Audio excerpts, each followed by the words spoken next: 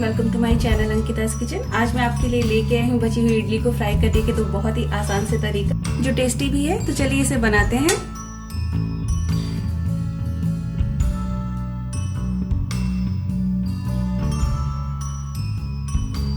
मेरे पास ये बची हुई इडली है। सबसे पहले इसे हम कट करेंगे। अब इसे कट कर लेते हैं। इसके मैं 3 पीसेस कर रही हूँ एक साइड के। आप चाहे तो 2 पीसेस भी कर सकते हैं।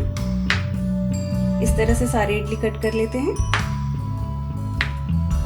मैंने इडली को कट कर लिया है। अब इसे फ्राई करते हैं। अब एक कढ़ाई गरम करके इसमें 1 टेबलस्पून तेल ऐड करेंगे। अब इसमें डालेंगे मस्टर्ड सीड 1/4 टीस्पून, थोड़ा सा करी पत्ता और मस्टर्ड सीड को थोड़ा सा चटकने देंगे। अब इसमें मैं ऐड कर रही हूँ एक हरी मिर्च बारीक कटा हुआ।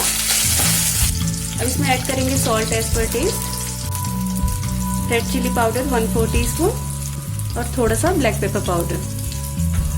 इसे एक बार मिक्स कर लेते हैं। ये बहुत ही सिंपल सी रेसिपी है।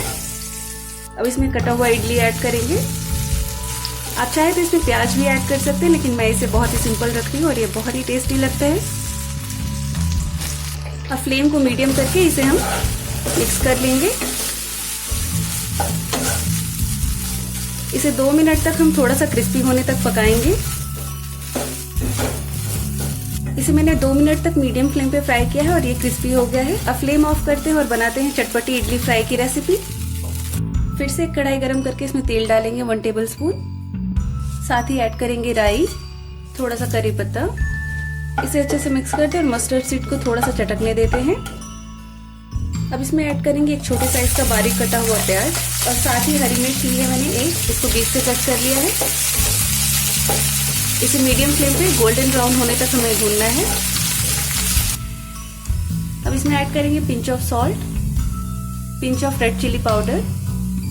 यहाँ मैं ऐड कर रही हूँ सोया सॉस 1 टीस्पून।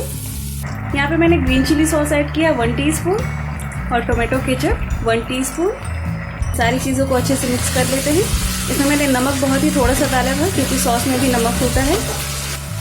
इसे 2 से 4 सेकंड के लिए मिक्स करेंगे। अगर आप बहुत ही चटपटा और थोड़ा सा स्पाइसी इडली फ्राई करना चाहते हैं तो आप इस तरह से ज़रूर फ्राई करिए, ये बहुत ही टेस्टी लगेगा। अब इसमें ये इडली ऐड करेंगे और इसे अच्छे से कोट कर लेते हैं। फ्लेम को यहाँ पर मीडियम करते हैं आप। अगर आपको मेरी रेसिपीज और वीडियोस पसंद आते हैं तो प्लीज मेरे चैनल को सब्सक्राइब करके बेल आइकन को प्रेस कर दीजिए ताकि आने वाले हर वीडियोस की नोटिफिकेशन आपको मिलती रहेगी। इसे मैंने अच्छे से मिक्स कर दिया है। इसे भी हम 2 मिनट तक मीडियम फ्लेम पे पकाएंगे। इसे भी मैंने 2 मिनट तक मीडियम फ्लेम पे फ्राई किया है। अब फ्लेम ऑफ करते हैं और इसे डिश आउट कर लेते हैं। तो मैंने ये 2 बहुत ही आसान तरीके की इडली फ्राई की रेसिपी आपसे शेयर की है। जब भी आपके पास इडली बचे तो आप इस तरह से फ्राई करिए और अपना फीडबैक देना ना भूलिए कि आपको मेरी ये रेसिपी कैसी लगी। Stay fit, stay healthy. Thanks for watching my videos.